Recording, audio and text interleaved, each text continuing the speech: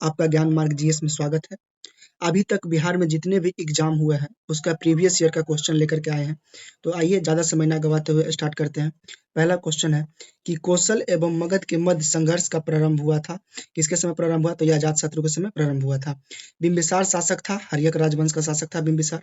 आगे देखते हैं, मगध शासक बिंबिसार का चिकित्सक कौन था? तो मगध शासक बिंबिसार का चिकित्सक आप लोग जानते हैं कौन था? तो जीवक था। पाटलिपुत्र खाली स्थान राजवंश की राजधानी थी। मतलब पाटलिपुत्र किसकी राजधानी थी? तो पाटलिपुत्र मगध की राजधानी थी। 6ठी शताब्दी ईस्वी पूर्व में बिंबिसार कहाँ पर राज करता था? तो ये कहाँ पर राज करता था जी? तो मगध पर राज करता था। वह शासक जिसने सुंदर नगर पाटलिपुत्र की स्थापना की वो कौन था? तो उदयन था। अवंती उत्तरी अवंती राज की राजधानी कहाँ थी? तो उज्जैन थी। अवंती का राजा कौन था? तो अवंती का राजा राजा चंड प्रघोत था। आगे देखते हैं, 6ठी शताब्दी ईस्वी पूर्व एक गणतंत्र था। मतलब कि 6ठी शताब्दी ईस्वी में कौन एक गणतंत्र था? तो कौन था जी? तो मल्ल था। देखिए बिहार एपीओ जीएस 2011 में पूछा हुआ क्वेश्चन है और 48वीं और 52वीं बीपीएससी में पूछा हुआ। तो आइए हम लोग आगे की ओर चलते हैं। देखिए आगे है, मगध की प्रारंभिक राजधानी थी। तो मगध की प्रारंभिक राजधानी कौन था? तो राजगीर गिरिब्रज था।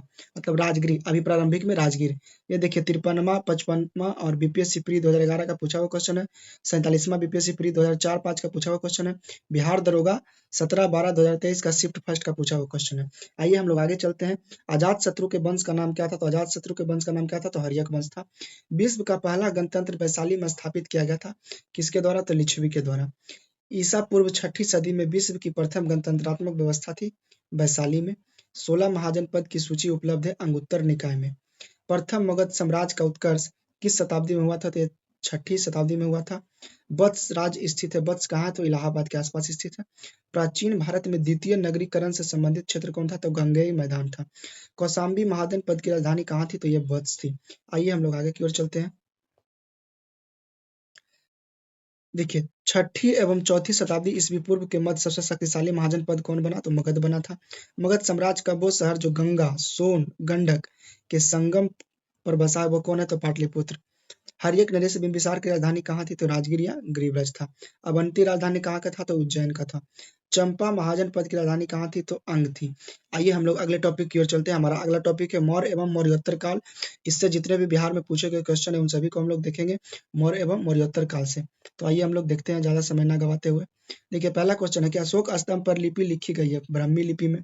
मौर्य साम्राज्य के संस्थापक कौन था? तो चंद्रगुप्त मौर्य था। निम्न शासक ने हर्ष के समय असम पर शासन किया था वो कौन था? तो भास्कर बर्मन था। मौर्य साम्राज्य द्वारा महल बनवाया गया था कुम्हरार पटना में। दूसरी शताब्दी के आसपास रचित संस्कृत के शिलालेख के अनुसार सुदर्शन झील एक कृत्रिम जलाशय की मरम्मत किसने की थी? तो रुद्रदामन ने की थी। मेगास्थनीज को राजदूत के रूप में किसके दरबार में भेजा गया था? तो चंद्रगुप्त मौर्य के दरबार में भेजा गया था। वह पुस्तक जो बिंदुसार को एक अभिषक्ति क्षत्रिय वर्णित करती है कौन? तो दिव्यदान। मौर्य काल में कंटक शोधन न्यायालय किस प्रकार का न्याय करता था? तो फौजदारी प्रकार का न्याय करता था। देखिए बीपीएससी डीएससीओ का 2021 का पूछा हुआ क्वेश्चन है। समाहर्ता क्या था? तो समाहर्ता क्या था? महासंग्राम करता था। आइए अब हम लोग आगे की ओर चलते हैं। देखिए मौर्य और मौर्योत्तर काल से अगला क्वेश्चन है कि मौर्य काल में शासकीय भूमि से प्राप्त आय को क्या कहा जाता था? तो सीता कहा जाता था। मौर्य काल में शिक्षा का सर्वाधिक प्रसिद्ध केंद्र था तक्षशिला। कौटिल्य अर्थशास्त्र विभाजित था 15 अधिकरणों में। वह शिलालेख जिसमें अशोक ने त्रिरत्न बुद्ध धम्म संघ में अपना विश्वास प्रकट किया वो कौन सा शिलालेख था? तो भाब्रू था। वह स्तंभ जिसमें अशोक ने स्वयं को मगध सम्राट बताया कौन था? भाब्रू स्तंभ था। अशोक के शिलालेख में प्रयुक्त भाषा क्या था? तो प्राकृत था। अशोक के ब्राह्मी अभिलेखों को सर्वप्रथम किसने पढ़ा था? तो जॉन प्रिंसेप ने पढ़ा था। अपने शिलालेखों में अशोक सामान्यतः किस नाम से जाना जाता है? तो प्रियदर्शी के नाम से जाने जाते हैं। अशोक का वह अभिलेख जिसमें अकाल या दुर्भिक्ष का उल्लेख है वो कौन सा है? तो सोहगौरा है। भारत में पहले साम्राज्य की स्थापना किस शासक के द्वारा की गई थी? तो चंद्रगुप्त मौर्य के द्वारा की गई थी। चंद्रगुप्त मौर्य था एक प्रबुद्ध निरंकुश शासक। प्रसिद्ध ग्रंथ मुद्रा राक्षस के लेखक कौन है? तो इसका लेखक कौन है? तो विशाखदत्त है। वह अभिलेख जिससे यह साबित होता है कि चंद्रगुप्त का प्रभावी पश्चिम भारत तक फैला हुआ था किसके अभिलेख से मिलता था? रुद्रदामन का जूनागढ़ अभिलेख से मिलता है। आइए हम लोग आगे की ओर चलते हैं।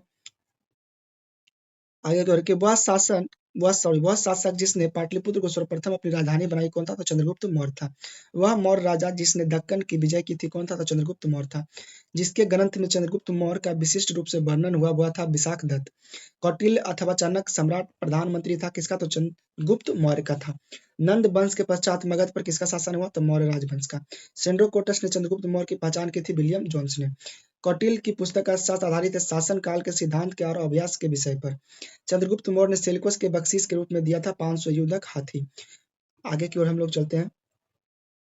मेगास्थनीज दूत किसका था जी? तो सेल्यूकस निकेटर का था। वह स्रोत जिसमें पाटलिपुत्र के प्रशासन का वर्णन का उल्लेख है वह कौन है? तो इंडिका है। मौर्य समाज का 7 वर्गों में विभाजन का विशेष रूप से उल्लेख किया गया मेगास्थनीज की पुस्तक इंडिका में। इंडिका के लेखक कौन है? तो मेगास्थनीज है। सम्राट अशोक चंद्रगुप्त का क्या था? तो पौत्र था। पौत्र मतलब पोता होता है। मौर्य शासक अशोक की रानी थी कारूबा की। बौद्ध एक वैश्विक धर्म बना अशोक के प्रयास से। वह क्षेत्र जो अशोक के साम्राज्य में सम्मिलित नहीं था कौन था? तो श्रीलंका था। आइए हम लोग आगे की ओर चलते हैं। तो आगे की ओर हम लोग चलेंगे। देखिए अगला क्वेश्चन क्या है कि अशोक के शासनकाल बौद्ध सभा नगर में आयोजित हुई तो पाटलिपुत्र, मतलब अशोक के शासनकाल में बौद्ध सभा जो है कहाँ आयोजित हुई? तो पाटलिपुत्र में आयोजित हुई थी। अशोक ने किस राज्य पर आक्रमण किया था? तो कलिंग पर किया था। अंतिम मौर्य सम्राट कौन था? तो बृहद्रथ था। अर्थशास्त्र के अनुसार सीता भूमि का अभिप्राय है जनजातियों द्वारा जोती जाने वाली भूमि। मौर्य वंश के पश्चात किस वंश का राज स्थापित हुआ? तो शुंग वंश का। गौतमी पुत्र सतकर्णी का संबंध था सातवाहन राजवंश से। शुंग वंश के बाद किस वंश ने भारत पर राज किया? तो कण्व वंश ने। राजा खारवेल का नाम जुड़ा है हाथी गुम्फा अभिलेख से। आइए अब हम लोग आगे की ओर चलते हैं। शक संवत की स्थापना का श्रेय किसे दिया जाता है? तो कुषाणों को। वह राजा जिसके युग में गौतम बुद्ध का एक देवता का स्थान प्राप्त हुआ कौन सा था? कनिष्क था। सर्वप्रथम व्यापक पैमाने पर स्वर्ण मुद्रा का प्रचलन किया भीम कडफिसेस ने। कला की गांधार शैली फली फूली किसके समय? तो कुषाणों के समय। कनिष्क के शासन काल में बौद्ध सभा नगर में आयोजित की गई थी कश्मीर में। सांची का विशाल स्तूप निर्धारित क्या करता है? तो मौर्यों के समय का। वह पुरातात्विक स्थल जो मौर्य राजप्रसाद से संबंध था कौन था? तो कुम्हरार। कुम्हरार कहाँ है? तो पटना में। बराबर की गुफाओं को अशोक ने किस संप्रदाय में दान दिया था? तो आजीवक। पाटलिपुत्र में स्थित चंद्रगुप्त महल मुख्यतः बना है किसका? तो लकड़ी का। भारत में सोने के सिक्के जारी किए थे भारतीय यूनानी शासकों द्वारा। उस स्रोत का नाम बतला है जो प्राचीन भारत के व्यापारिक मार्गों का मौन है। मिलिंद पन्हो। कौन है? तो मिलिंद पन्हो। आइए हम लोग आगे की ओर चलते हैं। शक वंश के कर्दमम शाखा का संस्थापक था चस्टन। काला शोक संबंधित था शिशुनाग राजवंश से। चीनी जनरल पान चाओ ने जिस कुषाण शासक को हराया था वो कौन था? कनिष्क। ये देखिए मेंस का पूछा हुआ क्वेश्चन है। मौर्य स्तंभ जिसके शीर्ष एक विशाल हाथी स्थापित है संकिसा स्तंभ। लौरिया आर्यराज है स्तंभ लेख बिहार और चंपारण में। अब हम लोग आगे की ओर चलते हैं। सांची स्तूप मूल रूप से जिस मौर्य शासक ने बनवाया था वह कौन था? तो अशोक था। जिस स्थान के स्तूप अवशेषों से अशोक की प्रस्तर प्रतिमा प्राप्त हुई जिस पर उसका नाम उत्कीर्णित था कंगनहली। कौटिल्य के अर्थशास्त्र के अनुसार राज के करों की वसूली के लिए जिम्मेदार कौन था? तो स्वाधीनता। अशोक के प्रस्तर अभिलेख किसके प्रतीक थे? तो प्रशासन के। चंद्रगुप्त मौर्य चंद्रगिरी पर्वत श्रवण बेलगोला जिसे जैन संत के साथ किया गया था कौन था? भद्रबाहु था। चाणक्य को इस नाम से जाना जाता। चाणक्य को विष्णुगुप्त के नाम से जाना जाता। सारनाथ में लॉयन कैपिटल किससे संबंधित है? तो अशोक से संबंधित है। चंद्रगुप्त मौर्य के साम्राज्य की राजधानी कहाँ थी? तो पाटलिपुत्र थी। आइए हम लोग आगे की ओर चलते हैं। अशोक महान पुत्र थे किसके? तो बिंदुसार के। मेगास्थनीज चंद्रगुप्त मौर्य के कार्यकाल में क्या था? तो राजदूत था। बिंदुसार के शासन के दौरान अशांति तक्षशिला में। सिकंदर महान ने भारत पर आक्रमण किया था 326 ईस्वी पूर्व में। यूनानी स्रोतों में अग्रिमीज और जेंड्रिमीज मगध के जिस शासक को आता था कौन था? तो धनानंद था। धनानंद बहुत ही क्रूर शासक था। यूनानी राजदूत मेगास्थनीज भारत आया था चंद्रगुप्त मौर्य के दरबार में। सम्राट अशोक महान जिसने 40 वर्षों तक भारत में राज किया किस राजधानी का उसका नाम था? तो पाटलिपुत्र। आइए हम लोग आगे की ओर चलते हैं। प्राचीन भारत में जैन धर्म स्वीकार कर संन्यास ले लिया था चंद्रगुप्त मौर्य ने। कलिंग उससे संबंधित है कौन? तो अशोक। जिस स्रोत के आधार पर यह कहा जाता है कि अशोक श्रीनगर शहर को बनाया था कलहन के राजनैतिक स्रोत के अनुसार। मौर्य राज्य का संस्थापक कौन था? तो चंद्रगुप्त मौर्य। योग दर्शन के संस्थापक कौन थे? तो पतंजलि थे। आइए हम लोग आगे की ओर चलते हैं। शुंग राज्य के संस्थापक कौन था? पुष्यमित्र शुंग। भारत में ग्रीक आक्रमणकारी के बाद कौन आया था? शक और हुन आया था। आयुर्वेद के महान विद्वान चरक संबंधित है कनिष्क के शासनकाल से। कनिष्क की राजधानी थी पुरुषपुर। कनिष्क के शासनकाल में बौद्ध संगति का आयोजन हुआ था कश्मीर में। कनिष्क राजा था कुषाण वंश का। आइए हम लोग आगे की ओर चलते हैं। भारत पर हमला करने वाला पहला आक्रमणकारी कौन था? तो डेरियस था। भारत सरकार द्वारा प्रयोगों में आने वाला शक संवत प्रारंभ किया गया था कनिष्क के समय। कुषाण शासक ने कनिष्क का राजा अभिषेक हुआ था 78 एडी में। शासक काल आरंभ होता है 78 ईस्वी में। धन्यवाद मेरे वीडियो को देखने के लिए। आभार। हमारा अगला टॉपिक कल का है संगम काल। तो आइए